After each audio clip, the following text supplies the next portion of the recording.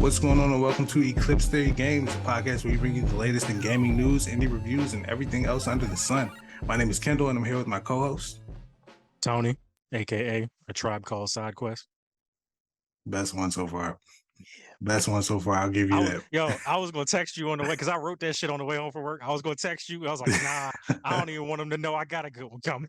That was a good one. That was top tier right there. All right, man. That's how we start off these episodes. You know what I mean? Of course, we are here for the week of July 24th. I always get the dates mixed up. I hate June and July. Like, why 2 J months, man? Like, it makes me look like an idiot every time. But July 24th, we're back. Episode 19. We're pushing right along. For this episode, we got a really interesting topic for you guys because in the wake of Microsoft's acquisition closing, we want to kind of talk about Sony's situation right now, like where they could go, who they could acquire to kind of catch up to that, try to get back in that race. Not that they're falling behind, but they're going to need to probably acquire somebody or at least make some deals to match that energy. So we'll kind of talk about that, whether they need to or not. But that was the original plan. Before we do that, we definitely going to get into some Spider-Man 2 talk because that trailer that just dropped, man, insane. Incredible. Absolutely fire. So we're going to absolutely get there. Before we start, I'm going to just go ahead and get this out the way. For anybody watching on video, listen, my AC was broken for a couple days. It's about 90 degrees outside, somewhere around that. I'm not exaggerating. It's like probably pushing above that, and it's hotter in here. If you see me dabbing my head, like I come from the South and I have the vapors, you know you didn't. All right. It's just what it is right now. Like, it's real. All right. Now, audio listeners, y'all good. Don't even worry about what I just said. Just scratch that last like minute of dialogue. But so we finna be in here like the office. That has been a Murray though. That's really the vibes. That's really the vibes. Like, my God. We're going to talk about how hot it is because when it's cold, I'm going to be complaining about how cold it is. And I really hate being that person. Like, I am that guy. I know I am. But I also kind of hate that guy a little bit. So I'm going to try to avoid that. But it is hot as the Dickens. You know what I mean? With that being said, we're going to get right into Spider-Man 2 talk, man. So with Comic-Con happening right now, we just got a brand new story trailer for Spider-Man 2. Got some footage of Harry Osborn, some brand new Spider-Man and Miles footage, both of them flying around, using their new powers, different abilities.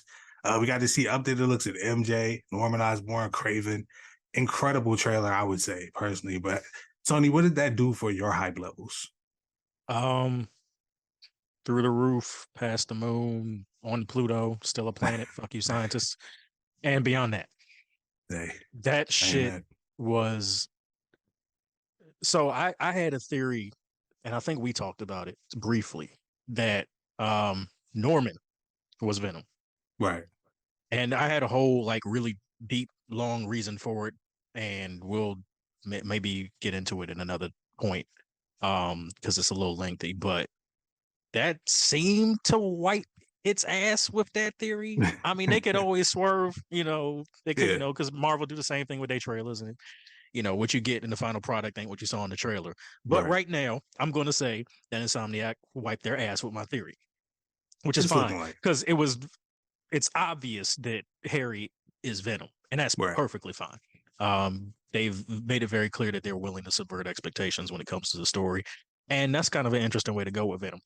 Venom looked amazing, way better than Tom Hardy's version, and I'm a huge Tom Hardy fan, but that version of Venom ain't particularly great. Man, that's an understatement right there. But let's not get sidetracked. Keep going. Yeah. The storyline, obviously, just playing off of the whole black suit thing, they seem to be really leaning into the relationship between Peter and Miles, which is dope because you could tell they're not playing Miles like a sidekick. Right. Like he's legitimately like the second man in this, where at any point he could kind of take over, which he obviously did in a whole standalone game. So I'm just interested in seeing how those two work together. At what point in the story the black suit stuff comes, because I would think it comes pretty early. And just how they handle that, because we based on everything we've seen to this point, we know for a fact Miles is gonna have to fight Peter. And that's the shit I'm waiting for, because they know how to handle emotional ass moments, and that's gonna be one where you be like, man, they're gonna make me press the square button and knock this motherfucker out. Man, oh man, absolutely. And Miles seems like he's gonna have a lot of emotional moments in this game. I like him being an anchor there because the Venom storyline is such a peak moment in Peter's story. Happens to every Peter. I think in the comics or in certain forms of media, they kind of touch on how no matter what the Spider-Man you're watching or reading or playing, he's going to go through that story. Like that black suit Spider-Man is so important to Peter's story. But he rarely has another Spider-Man there with him. Like a lot of iterations don't have Miles with them when that's happening. So that's a really cool dynamic that we're going to get to see play out and how Miles interacts with Peter while he's going through all this. Miles, in the trailer, having a conversation with Martin Lee, the Mr. Negative, that's going to be crazy. Like, yeah, they're going to hit you in the gut with so much of this. Speaking of Venom, though, man, listen, Venom, one of my favorite comic book characters, especially lately. If you're not caught up on Venom comics, are you caught up on what's going on with Venom or what's been happening recently to Venom? dog. I ain't touched the Venom comic since I was probably like 16, 17 years old.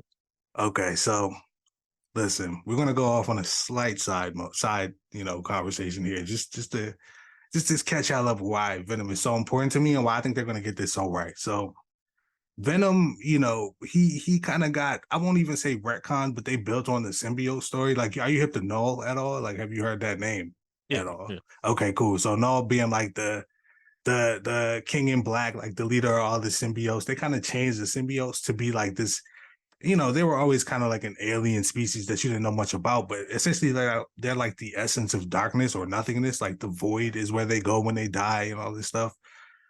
Long story short, and comic spoilers, if you don't want comic spoilers, then, dip out now. But Eddie Brock essentially defeats Null by he became like a combination of, I think, the Silver Surfer and Captain Universe. Like, if you know anything about comic books, you know how powerful those two characters are. Like, everybody knows Silver Surfer. That's like Galactus's herald. But he wound up getting Captain Universe's powers. Don't let me, I'm not a comics expert. This is not comics explained. This is Eclipse game, so bear with me. But I know that he got Captain Universe's powers. He got Mjolnir. He got Silver Surfer's surfboard. He combined Mjolnir and Silver Surfer's surfboard into an axe that looked like the symbol on his chest, bro, and stabbed Null in the fucking chest with it. And it was the most incredible shit. Man, comics like that really, like, I love when they build on people like that. And what the fuck? Yeah, like, I thought you was finna tell me they just turned in like Venomtron and all the symbiote just came together and killed them. Nah, man. I mean, there's more shit going on with the symbiotes. Like, they can all do a lot. I seen recently that they all like decided to sprout wings because like Venom can do that, and they all shapeshifters. So somebody's logic was like, why didn't they like just pop wings out? You can make anything. You're a shapeshifter. But yeah, no, they go so crazy with the symbiote. There's so much there. I love that whole like side. That's not even the end of it. Like, I didn't even talk about Eddie Brock like meeting a cosmic version of himself and all that shit. Like, is there go peep what's going on with Venom in the comics, his son, all that. Venom is a dope character. There's so much you can build on that. And I had full faith in Insomniac to be able to get that right. Like, really touch on like what makes Venom so cool. Unlike those goddamn movies. You see how much I fuck with this character, right? Like, yeah. And I fuck with Tom Hardy as well. Like, I really do. I think he's an incredible actor. But man, what is that? Like, what are y'all doing? I don't know. But let's move on. Just yeah. Let me not get too deep into my little bag here. I just want to talk about how incredible the game looks. Like, the graphics look amazing. The trailer is really, really one of the highlights that I've seen from this summer. Like, this got me hyped even more than the last trailer did. So I'm all the way for it. Last question for you before we move on to the actual topic of today's episode. How you feel about the hair, Miles' hair? He got the little, Oh, I saw the conversation about that. I'm like, man, so what? So I'm what? not gonna lie. That was such a disingenuous question for me. I was asking you how you felt about his hair. I was really asking, just go off on this conversation for like a solid 30 seconds. Like, just who gives a fuck? Like, there are certain things when you look at gaming, particularly how Black folks are portrayed, where the hair is important. Sure. Yep. You got dreads, so right. Dreads are not done well in video games consistently. I mean, it's very rare. I think the only game that got it right recently, ironically enough, was Hogwarts Legacy. I would throw Horizon in there too. Horizon Yeah, was pretty good. Horizon did too. Yeah. NBA 2K, which is like that should be number one on the list of games that probably should get it right. Yeah. Oh no. Nah. Madden number two. Just pretty much anything with where the culture is kind of like primarily black, because Right. as racist as the NFL is, it's like 83, 84% black. Yeah. NBA is hella black. And those plays like those games, they don't get it right. Fallout, Skyrim, games with character creators don't get it right. This particular thing, I mean, he's basically just got the what I like to call the Odell Beckham fuck nigga haircut. It's just not. It doesn't look like ramen, and Right. that's Right. fine. I don't care. He grew his hair out. Okay. So my perspective on it is much like it's more I care because it's dope to see the representation of that. Like this character is progressing, it's a black character. He grew his hair out. That's a I one care from that sentence. standpoint. Right. Right. There's a one sentence little like this is the whole conversation. He grew his hair out. That's dope. That's something black kids do all the time. Look at me. I did that randomly. They, Like they said the gap between, I think it was the gap between Miles Morales and this game is 9 months. Plenty of time to grow your hair out. Yep, absolutely. And So that's totally normal. That he's an Afro Latino dude. Yep. That's just what you do. I want to talk about how when the PS5 was first like being shown off, Miles's haircut was one of the first like graphical stamps of the entire generation, and I'll never forget that. That's why this generation is goated. That's the thing. Man. We can rag on motherfuckers for having fucked up dreads. His hair is not fucked up.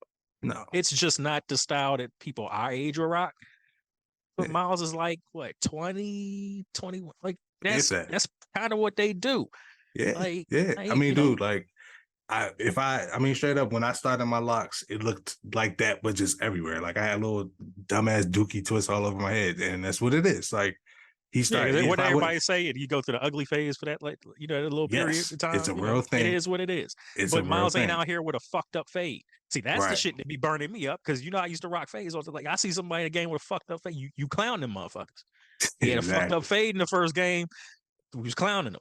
He got his hair cut straight in Miles Morales, grew his hair out here. Sounds like the natural progression of a black dude to figure out, how to make it work. Exactly. And it's kind of cool. I appreciate that. So once again, shout out to Insomniac. I think y'all do amazing work over there. Every game that I've seen from you guys has been just knocking out of the park, incredible in like the last, I can't even tell you how many years, at least the last 2 generations of consoles. So big shout out to them. We're not just saying that because we want jobs. We mean that. We're not just saying that because we want jobs. We mean that. But also, if you're hiring, I'm going to move on.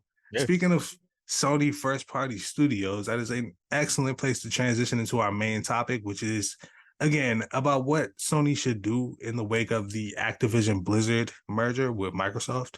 If you're not aware, that merger is pretty much going through like all the court cases and things that were holding it up and trying to halt it seem to be kind of slowly fading away. So it looks like it's going to be a done deal. We're just kind of waiting to see when that happens. It puts Sony in an interesting place where they don't necessarily need to do anything because even Microsoft will tell you from a perspective of looking for a winner in all this, Sony is winning. Like everyone is playing on PS5 and they were playing on PS4 the same way. At one point they were playing on the Xbox 360. Like there's just always a clear front runner when it comes to hardware sales and, install base, and Sony's there. But Microsoft has that back, to put it frankly. Like they are a massive company. They have Bill Gates founded the company. Like they have Windows. There's a lot more to Microsoft than just the games. So they have the money to make these huge acquisitions. Sony, I like to think, isn't also a massive company. Like you have a Sony TV, Walkman, all the way back to Walkman. You know what I mean? Like Sony's got a legacy and they're a huge company, but they don't necessarily have $69 billion to spend on Activision Blizzard. So it's interesting to talk about who they could acquire, who they maybe should acquire, or who might fit with their branding. And with that being said, I'm going to let you start. I like to do that. Who do you think Sony should pick up if they were to pick up another studio? So before we get there, we kind of have to start in 2 places with Microsoft.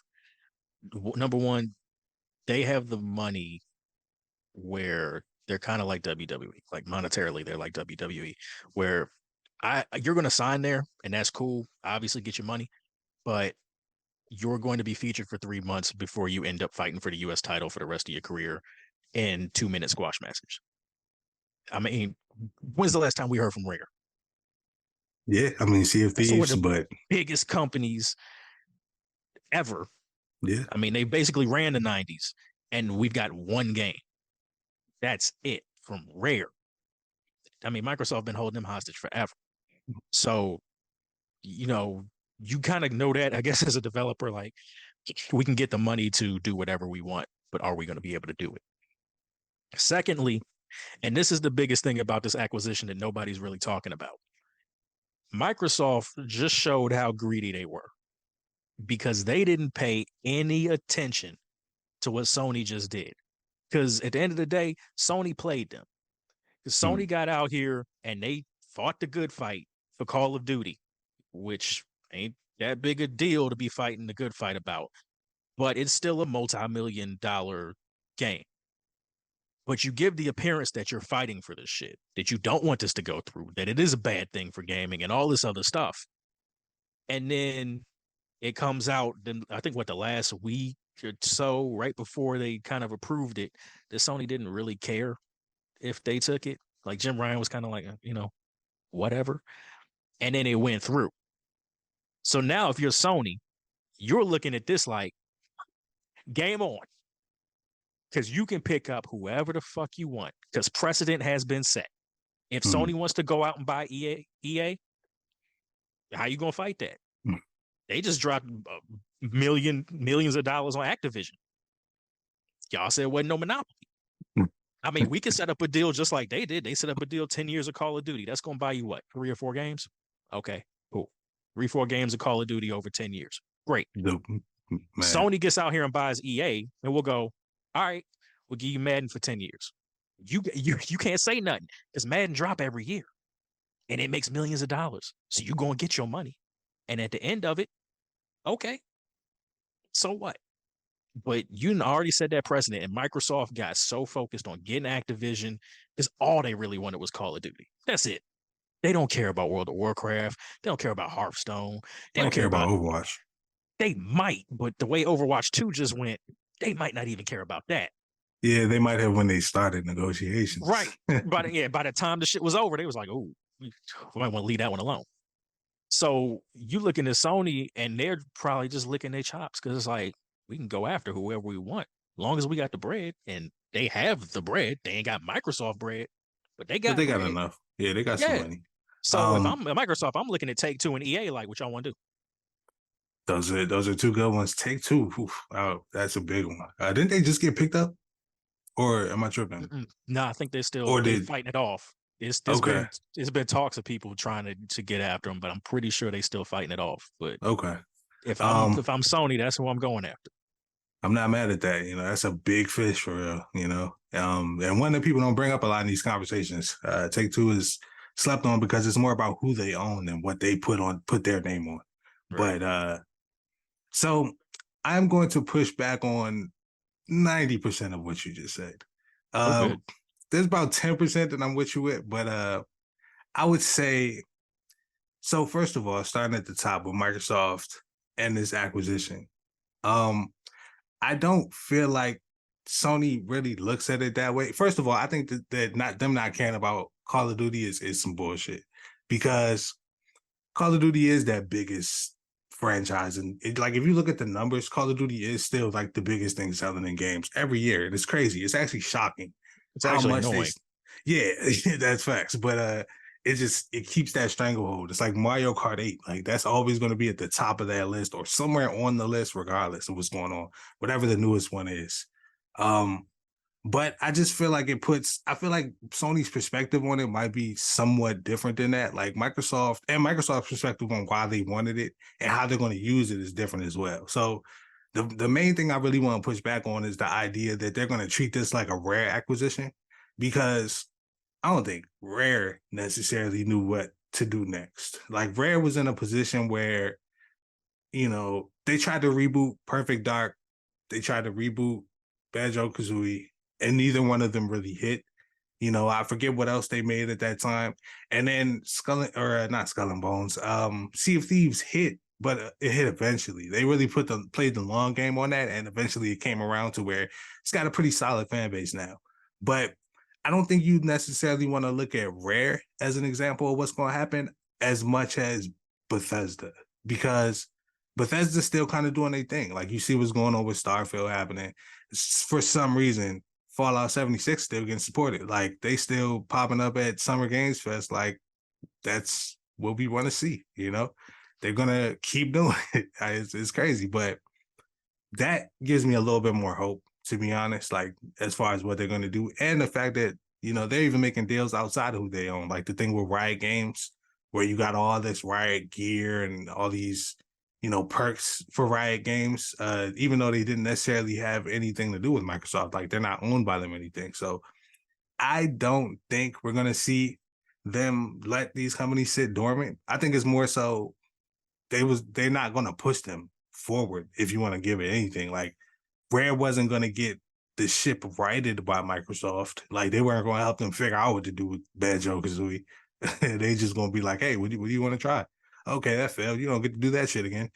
And on to the next thing, But it's interesting because we have two different perspectives, but we come to the same conclusion, which is that it's fair game for Sony. Like, right now, it's up in the air as far as who they can acquire. And I think that Take-Two is a good one, and so was EA. EA was actually on my list, although that's a pretty big company as well. Like, you look at EA as like the top ranking of whatever it is, like, because EA's published so many games like under its umbrella. You got EA Sports, EA Big, Respawn, all these different companies, BioWare, but it's not out of the realm of possibility at all. So I think that would be an interesting acquisition. Would it necessarily fit their brand? It depends on how they play it. But if honestly, Call of Duty really does make it so that all these franchises can go into anyone. Like, you're not going to take Madden off of every console. You're not going to, shoot yourself in the foot by limiting the sales of these EA games that were already established on these consoles. So you can go out there and pick that company up and just reap the rewards. That's a pretty good one as well. EA is up there on my list. See, with EA, I think more than Take-Two, I think EA fits Sony's brand the way they're going now, because EA has kind of had a renewed focus on single player gaming. Yeah, you're right. So you've got Star Wars games. I think Motive is under them, and they're doing the Iron Man game. Yes, they are. So there's stuff coming where because they've been open about it the last probably 5 years, 6 years, that they wanted to get back into single player experiences. Mm-hmm. Because if Sony is showing everybody anything, it's that shit still sells, and it sells good. Yep. So EA's got all this shit under their umbrella. Why not get back into it? So if Sony's gonna pick either one of those two up, it's probably gonna be EA. Yeah. Just true. One thing, because they're moving that way and because of the breadth of the IP that they've got. Because Take-Two, you're buying up 2K, you're buying up Rockstar, but what EA owns, or not owns, but can do IP wise, is far more varied. Because you look at Sony's got the Marvel deal. Spider-Man's exclusive to them. Wolverine's going to be exclusive to them. If they suck up Star Wars, or even get their hands on an Iron Man game, like it's a wrap. It really is. It really is. If Respawn gets a goddamn Marvel superhero license, it's a wrap. Like, that's going to be crazy. Like, I can't even picture what that looks like, but I know it's going to be doing an Iron Man or a War Machine game. That would be amazing. Honest to God. You know what? I'm gonna say this because I've been watching Secret Invasion. I want Respawn to make a Nick Fury game. Wait, what were you thinking I was gonna say? I thought you was gonna talk about the mirror scene. Oh no. Yeah, okay. No. I was just thinking recently about how cool it could be to play Nick Fury in that situation, but you would have to make it work, because you don't want to play Nick Fury in the Marvel universe. You want to play literally everyone else. So that a Nick Fury game that's a Telltale thing. You gotta do that episodic. That's facts. That's actually a really good call. I've been thinking about this concept, and I think Respawn will make a cool like shooter in a supernatural world type vibe, or like maybe give him some abilities or whatever. But yeah, Telltale would be the call there. But but that's beside the point. I think you're right about EA fitting, and I think you're even more right because them and Sony are moving in opposite directions. Sony wants to get more multiplayer focused. They made it clear a big part of what they're doing next is going to be live service games. And EA is, like you said, kind of moving towards single player things. So they both will bring what the other does well already to the table. That's And basically why they got Bungie. Right, exactly. That is literally like why they got Bungie. Like you see, Marathon is coming out on Xbox and PlayStation, even though they own Bungie, because they're not trying to, lock these multiplayer games into one ecosystem. They're trying to spread the love and get as many people playing them as possible, and that's what they're looking for right now out of games in general. But they do also really, really still have that locked in fan base for single player games. And I don't think that's going anywhere, which is why the next one on my list is one that's been on everybody's list who's talked about this, and that's Square Enix. I think it makes so much sense, man. Like they already act like they're a Sony studio, frankly. Like their biggest games, their main, money grabbers usually come to PlayStation either exclusively or first. We still haven't seen Final Fantasy VII Remake on Xbox, which is crazy. I mean, we all associate Final Fantasy with PlayStation. Yeah. Like absolutely. That is what it is.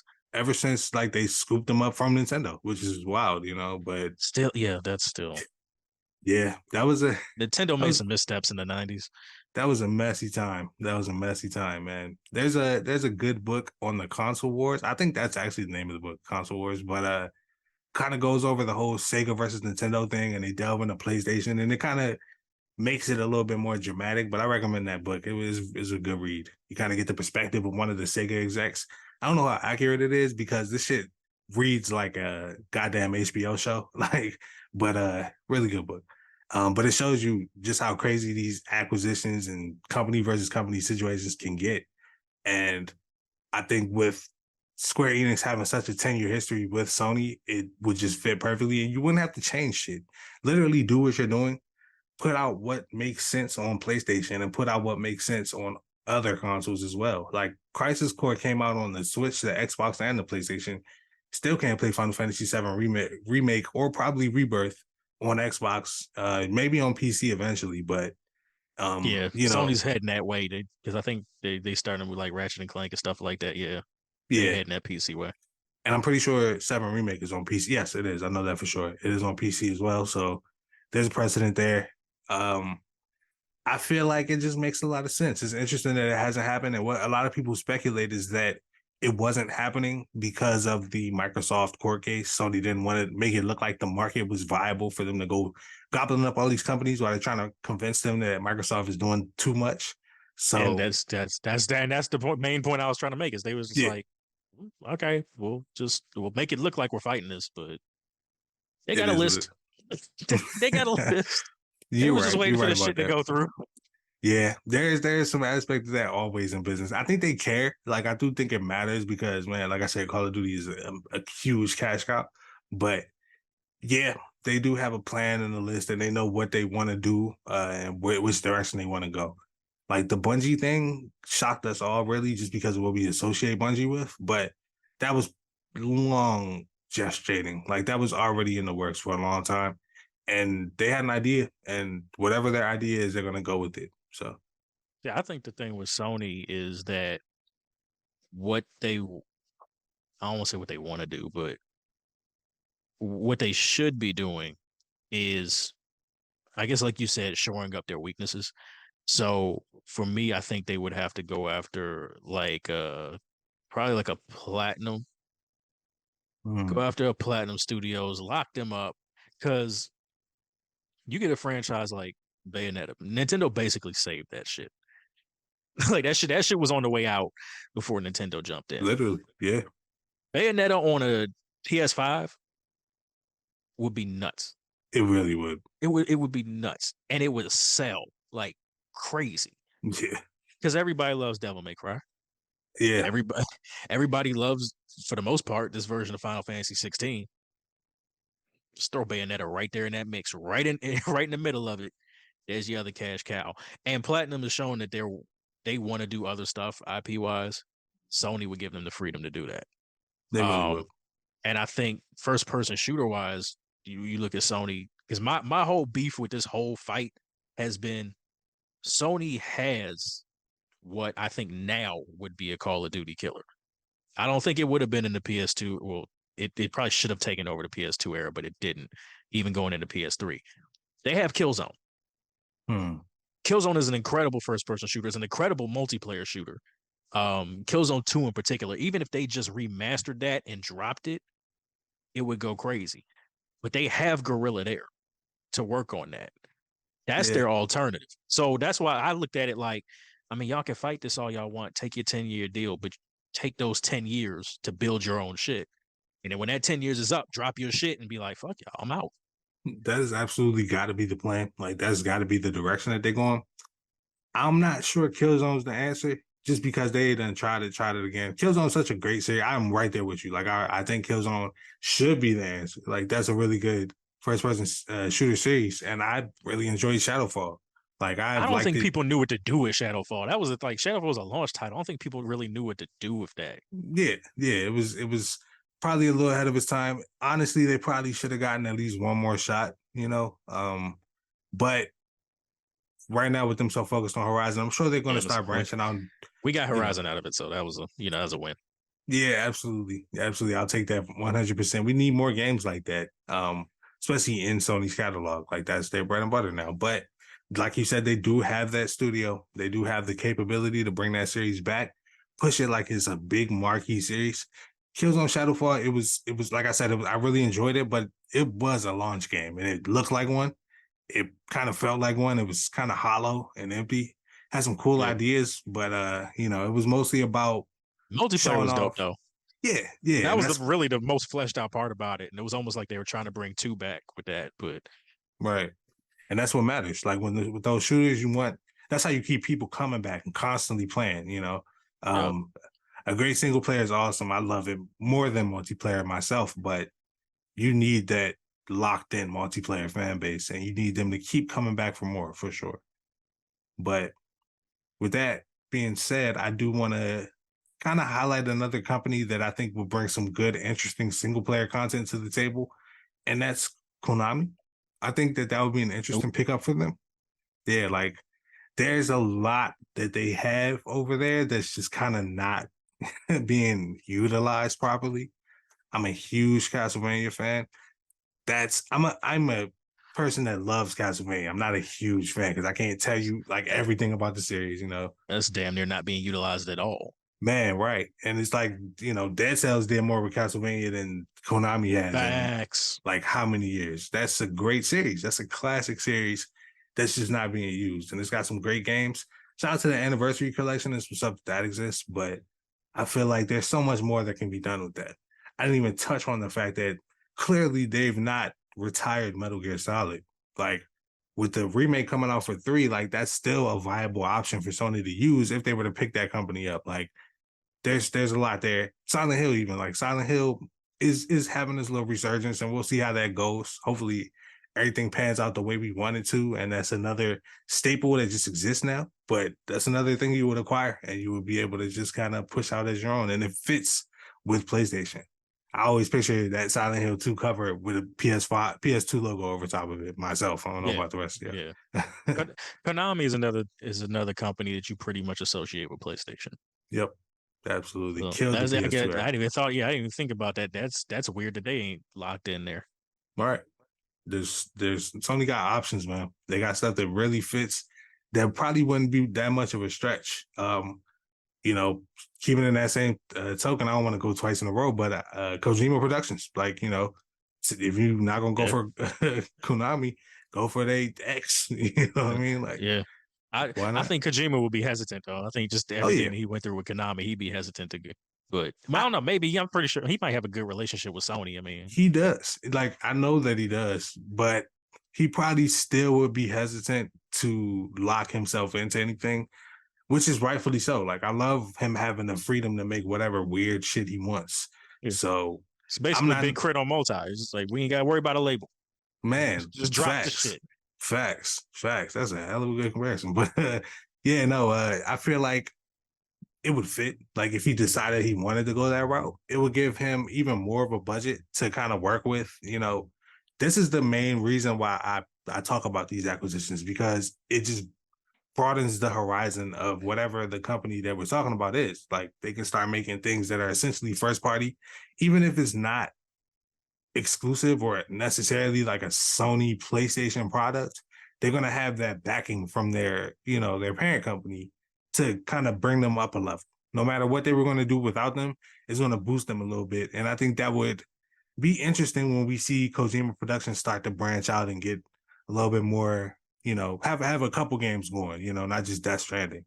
And then their games are usually PlayStation exclusive anyway. So that's another one on my list for sure. All right, so I don't know how many more you got on your list, but I got 3 more. So I don't know if you want me to go to 2 in a row this time. I don't run through most of mine. So honestly, I'll get my last one out the way and then you can just take over. So right. my last one is Sega. I think Sega also makes a lot of sense. When you think of Sega, obviously you think of Sonic, which is going to continue to be everywhere, and it should. It's going to be real interesting if that was to happen. If Sonic and Mario at the Olympics would still keep going, like right. If that was a Sony and Nintendo game, that shit would be kind of cool. But I think that Sega makes sense from the perspective of games like Yakuza or Like a Dragon, pardon me, and Persona. Gotta get it right. Yes, sir. But those types of games, for one, they also kind of get associated with PlayStation. Like those games dropped back in the day on PlayStation. And they kind of have that vibe that fits with Sony. They generally tend to come out on Sony consoles. Persona new games come out on Sony consoles. I know that Yakuza has kind of started to partner with Microsoft, but I feel like that's part of Microsoft's push toward the Japanese audience and not necessarily something that they would like make a commitment to. Like they would just kind of, they're going to promote you more on E3. I can't remember if Like a Dragon, the first one called that, the one that was on Game Pass, was that like Xbox exclusive at first? I think it was sure. Like it was brief. I think it was real brief. Yeah, it could have been. So if that's the case, I might be wrong. But I still feel like that really, really fits with Sony. And I think that both parties would actually benefit a lot from that deal. Sega's another good choice for me. I'm honestly surprised that we didn't really overlap too heavy on this list. That's awesome. Because I think we had one that was similar, and I think the other one, like the rest of it, has been like blank. Yeah. The first one I'm gonna do is kind of a what if scenario, because the studio itself has actually been defunct for a while, but Cliffy B has been trying to get Lawbreakers back and revive it. So I would kind of want to see Sony pick up Boss Key, because I think Cliffy B, I think Lawbreakers didn't get a fair shake, because that shit was fun. I played the hell out of that. That shit was fun. But I mean, it's the motherfucker that came up with Gears of War. Right. Like, why are we struggling here? Why are we struggling to get this dude out here? So I would love to see.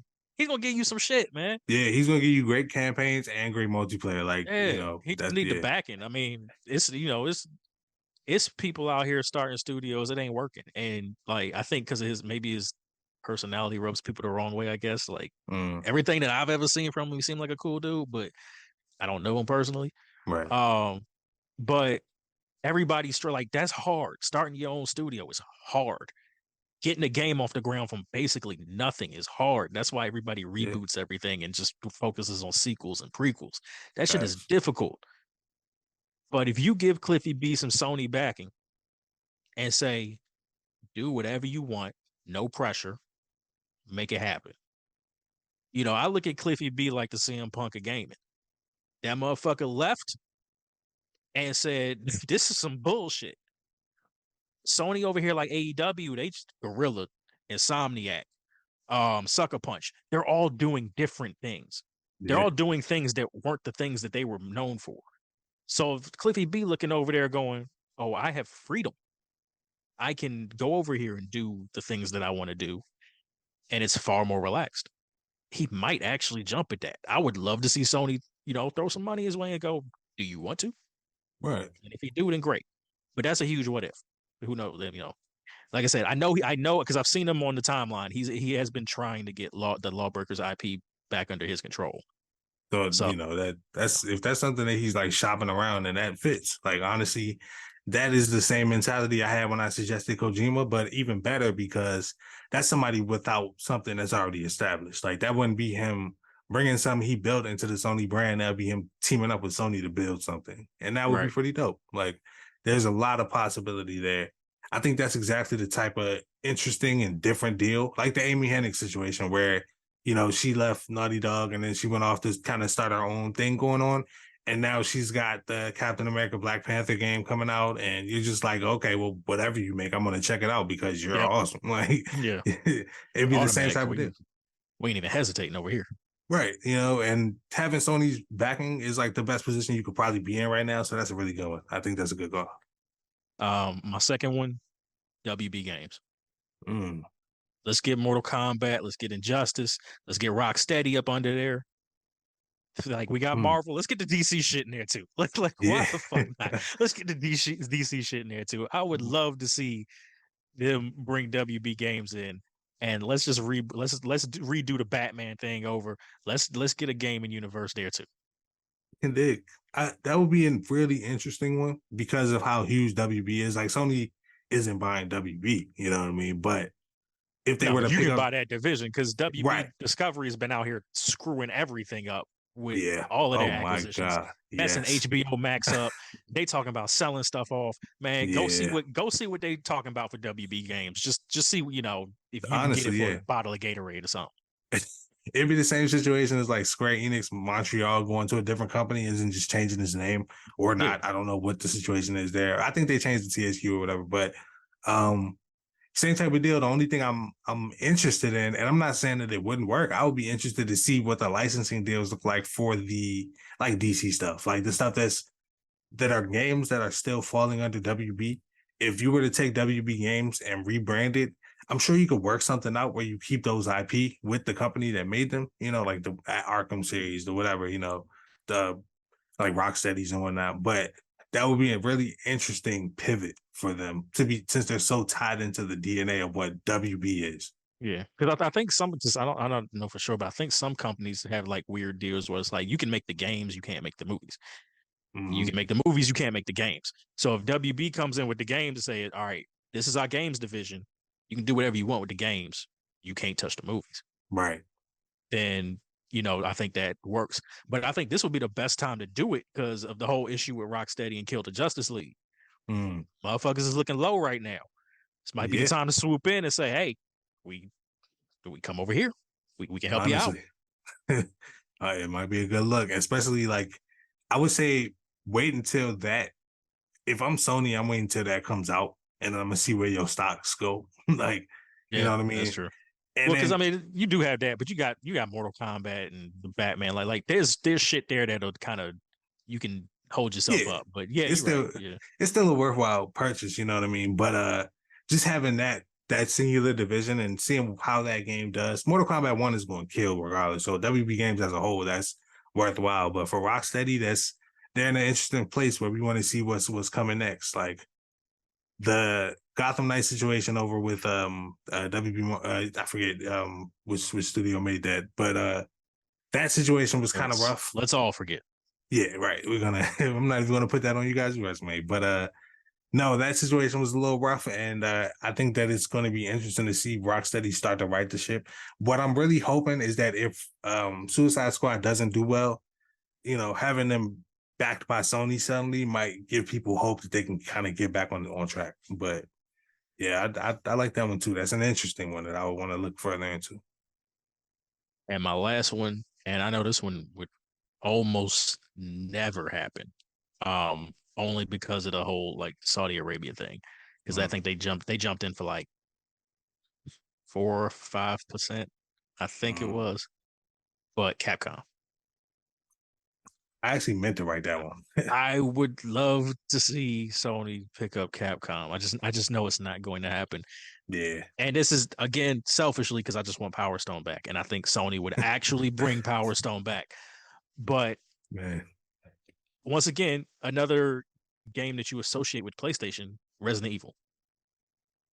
Yeah, Like OG Resident Evil, the director's cut, like all of that, that was PlayStation, like straight up.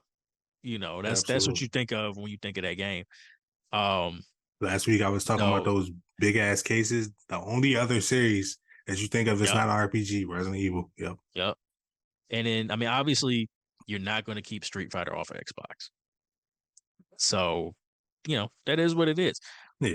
But we're gonna have it on there on the PlayStation for 6 months and then, you know, take it over there. But It, I would Capcom say has go ahead. no, I was just gonna say I wouldn't even touch. Well, they might do the 6 months thing. That's pretty reasonable. I would just say Street Fighter Five kind of fucked the waters up on that one. Like It after that, did, but six brought yeah, that shit back. yeah, but I mean that was like Street Fighter Five being PlayStation exclusive was a big like no for the fan base. Like I don't think they at Yeah, six that's what I'm months saying. They though. wouldn't the six 6 month months like would be you know what I'm reasonable. saying? Like you know it's Yeah, coming either way. right, right. Um I mean Sony could there's a lot of stuff Capcom has that you could bring back that essentially would feel like new IP because you Mhm. haven't seen it in forever. I don't know if you played this. I think it was 360 era, but there was a version of Bionic Commando that dropped on the 360. They redid it. The Metroidvania version, That shit was fire. man. Bring Bionic Yes, Commando back. Bring Lost Planet back. yep, For God's sake, somebody bring Onimusha back and do it right. yeah, yeah. I mean, the world is craving for that type of game right now. Like, it's a lot of games that come out that play like Onimusha. Why not?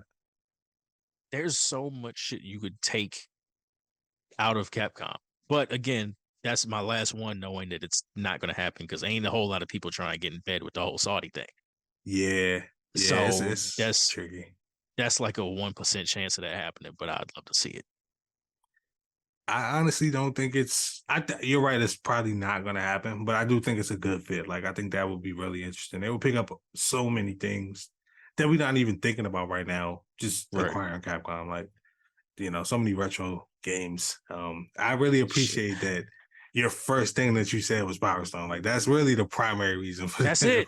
That's it. That's all I want. Yeah, That's listen, all I want. I keep watching these whack ass, trash ass Capcom directs, whatever the fuck you want to call them, that and last one, not even a hint to, not even a hint of Power Stone, not even a nope, hint to anything that's interesting. right? That oh my god, Those are some of the worst client player facing whatever you want to call it directs videos towards us that I've ever seen because nothing is ever good and we keep pulling up for it just hoping. yep, That's all I keep waiting for. They could show 600 Resident Evils. If they showed me 2 seconds of Power Stone, that is an A+ show for me. nice. And I love Resident Evil. It's just, I'm here for Power Stone. I need that. I need that back. All I'm right. not mad. So I lied last episode. My other crusade is Power Stone. It's not that's my other crusade. It's Power Stone. Hey, Not listen, just Jade Empire, it's Power Stone. we get to have multiples. All right, my first slide is taken by Mother 3. We're gonna see what the rest get slowly filled in by, as I remember, the nostalgia games that I demand to have back. So Yeah. I ain't mad. But I think Capcom is an excellent one to kind of wrap things up on. I think there's a lot that Sony could do right now, honestly, to kind of pivot away from the situation that they're in, where people kind of looking at them like, okay, what's next? Like, I think there's some key acquisitions they can make to kind of shut people up. Like a lot of what we Yep. just said, there's potential for just like filling in the only gaps that PlayStation has right now. There's so many companies right now just flourishing. Yeah. And I guess that kind of makes the market kind of worse when it comes to acquisitions. But I mean, and I another still, thing is that we're naming the big shit because we're looking at it from the perspective of Microsoft opened the floodgates. So how big do you get from here? There's right, plenty of indie and AA studios that you can pick up, give that Sony back, and say, okay, what can you do when you got some money in your hands? right, right. Imagine them with one I would throw out on that note is Heart Machine. I talked about them during our indie episode. They make, Hyperlight Drifter, Hyperlight Breaker. Their games kind of do fit that Sony mode for some reason. There's an aesthetic. We don't have to really define it, Yeah. but we know what fits PlayStation, what fits Xbox, what fits Nintendo. I think they will fit really well on PlayStation. And that's a good smaller acquisition that just boosts PlayStation's catalog. So Yeah. Super Giant. Yep, that was actually the first one I thought of, but I don't want to see nobody pick them up. Like, I just want them to keep doing their thing. Similarly to Kojima. Like, keep living out there, guys. Somebody's gonna snatch them up. Eventually, Hades 2 is going to be the one that gets people to snatch him up, because like Hades caught everybody by surprise, and everybody's going, "Can you do it again?" When Hades 2 drops and they do it again, because they will, that's going to be the one you probably going to see like 6-7 months down the road. Somebody going to throw some money at him. Facts. You know what I mean? Much like Jalen Hurts, people just need to see one more good one. They need to see that faith, you know, that they've just recently gained come to fruition again. You know, it's wild. I knew he was the QB of the future after we got our ass beat by Tampa Bay in the playoffs. I said it right after that game. Yeah, I'm not even mad at you. You had the foresight, because I was going into this last season like, we'll see. I knew it. But listen, I'm just proud we got our sports reference in. I think we might have missed last week, but we got that one. Yeah, no, we missed last week. It's okay. We'll get two in next week. It's no worries. But with that being said, we'll go ahead and bring this episode to a close. Let us know who you think the Sony should or could pick up in the future, what companies you think fit with their branding, what you'd like to see have that PlayStation Studios logo on the front of it. You know, hit us up on Twitter, man. We're Twitter at Eclipse Theory. Hit me up at Atlas Kenny on Twitter. Tony is Peagle05. We're also on Threads. Yeah, absolutely. You know, I did. It's you know, listen, I got a lot of ats to remember, bro. Like, I'm like, yo, on Threads, we're Eclipse.theory. That's me on Threads. You know what I mean? Might pop up on goddamn Ask Jeeves. They had a social media platform, but just, you know, reach out to us. We want to hear from you guys. We definitely want to keep making the show that is for you, to kind of bring you that unique perspective. That's what Eclipse Theory is about. So make sure you like and subscribe, give us that follow, you know, give us that feedback. We want to hear from it. So we'll keep it rolling. But until next time, I'm Kendall. This is Tony, and keep gaming.